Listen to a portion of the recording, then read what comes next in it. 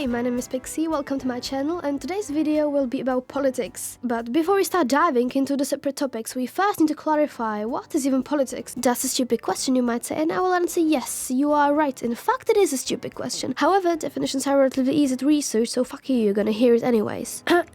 So, political science is a field of study dealing with the concentration and distribution of power and who holds it. There are many ways to divide this power, for example, according to whether it is legal or legitimate, or neither. But most relevant for us would be to divide it based on where the power comes from. For example, cohesive, meaning it's coming from the military; economic, aka money or resources; ideological, aka belief; or institutional, aka it's coming from rules. Now, before we get to the actual practical stuff, we first need to cover the brief history of politics, and by brief I mean summarizing like all that happens into like a few sentences so it fits your attention span.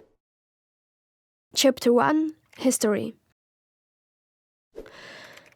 So, politics, theoretically old as humanity itself, because people have always gathered in groups as a survival strategy, and a certain concentration of power is a basic prerequisite for a group to function. However, in these early societies, around 7 or 8,000 BC, was the politics much simpler than it is now. Usually, the strongest had the power. Moving forward to around 3200 BC, where the first recorded administrative decisions were made in Mesopotamia, but it was still mainly the Mother Nature who decided who has power. The first attempts of democracy were recorded as late as 500 to 30 BC in ancient Greece and Rome, where the first forms of administrative authorities voted by the public were recorded. After that, humanity realized that, oh, this system where everyone has the right to influence the future of their country is, quite shit actually, and abandoned democracy up until the modern era. In the meantime, this guy called Jesus died and respawned again, and at first people hated him for using cheats, but then realized he was quite cool actually, and that became a big part of politics in the Middle Ages. Apart from the church, there are mostly kings and queens in Europe. In the early modern era, the feudal system became trendy, so the social arrangement consisted of a monarch at the top, then high and low mobility and serfs at the bottom. Only the industrial era brought a great change to the world of politics, mainly due to the enlargement of the working class. Many monarchies developed parliamentary systems, meaning enabling democracy to a certain extent. And also first ideologies like socialism were born. And then some random guy from Serbia killed some other guy who happened to be important, and so everyone started fighting. The effects on politics? Well, the post-World War I economic quotes enabled totalitarian regimes, what ultimately resulted in everyone fighting again. The effects on politics were quite the opposite this time. The end of World War II boosted democracy and decolonization, accompanied by the emergence of International Peace Organization, and the foundations of the international law were laid. This peace, however, haven't lasted very long. Soon, power polarized to West and East, the Cold War. Basically, the peak of politics was that some guys competed on who's gonna be first at some random rock. Oh, and also the world almost ended, which is not such an extraordinary occurrence anyways. So after the collapse of the Soviet Union, most of the countries as we know them today were formed. So now that I finished torturing you with a history class, let's look at those countries and what factors affected their forming. Chapter 2: Territories.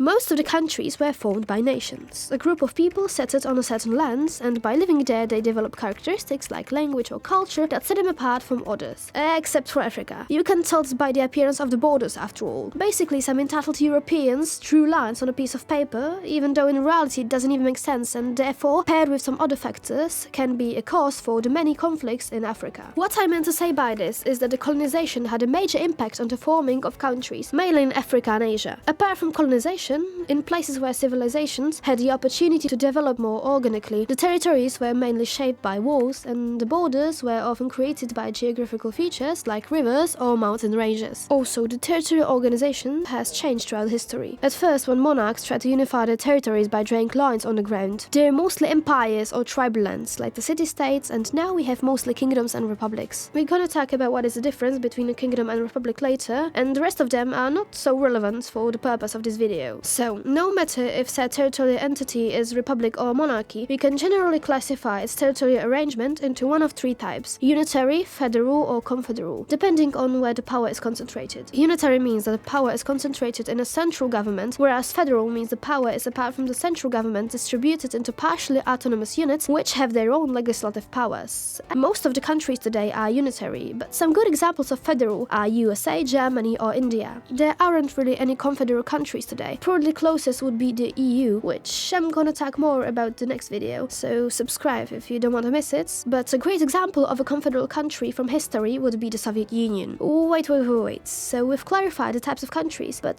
what is even a country? What are the criteria? So first of all, it must have a specific recognized borders, meaning it must have a defined territory. The next requirement would be a permanent population. There's no minimum requirement on that. The third requirement would be the working government. The working part is optional actually. This means that the power must be tied by laws, and those laws must be enforceable. And the last requirement is that the country should have the ability to engage in relations with foreign countries, which means that, for example, it should be economically strong enough to trade with other countries. Which brings me to the last point, and that is that it should be recognized by most of the other already existing countries, because otherwise, what's the point? In today's world, there are still some countries where it is disputable whether they are real or not, but that's a topic for a separate video. So now that we've covered most of the historical and geographical part, next chapters are gonna be more focused on the actual government, starting with political regimes. You know what? No, actually.